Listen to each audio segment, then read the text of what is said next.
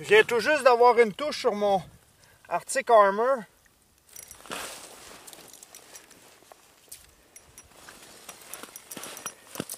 Ah, un petit brochet.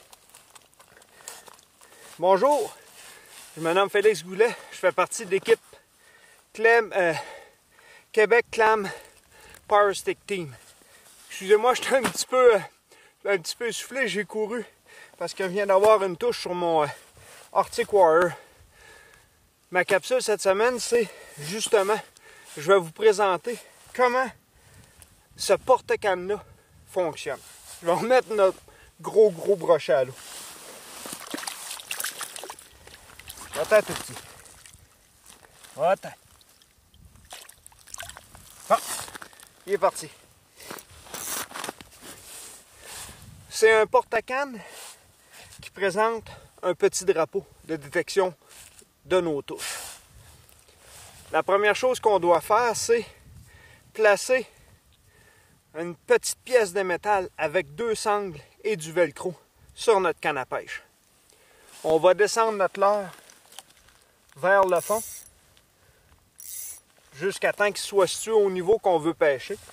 Ensuite, on va placer notre canne sur le porte-canne avec le petit morceau de métal qu'on a placé tantôt. Il y a une fente d'installer sur le porte-canne Arctic Warrior. Comme on peut voir, ça fait comme un petit peu une brimballe à bascule, comme les brimbales traditionnelles. Le petit drapeau, lui, l'endroit qui va être installé, c'est justement sur la petite pièce de métal qu'on a fixée sur notre canne à pêche. Une fois que notre hauteur est ajustée au-dessus du fond, on va voir que le poisson va tirer tranquillement, puis à un moment donné, le petit drapeau va se déclencher, ce qui va nous montrer une touche.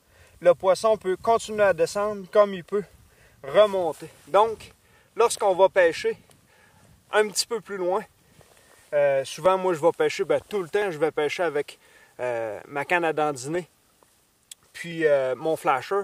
Donc j'ai souvent les yeux rivés sur mon écran. Donc, ce petit dispositif-là est génial. Même si le poisson descend la ligne, le drapeau va rester dans les airs. Même si la ligne remonte, lorsque le drapeau va être dans les airs, on va savoir qu'on a eu une touche. Donc, c'est un dispositif, un porte-canne qui fonctionne très bien, qui est hyper sensible.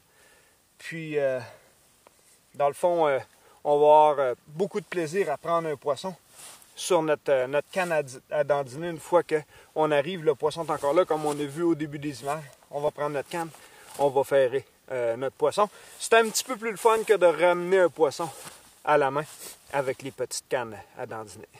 Sur ce, je vous invite à nous suivre. québecclampowerstickteam.com. Suivez-nous sur Internet.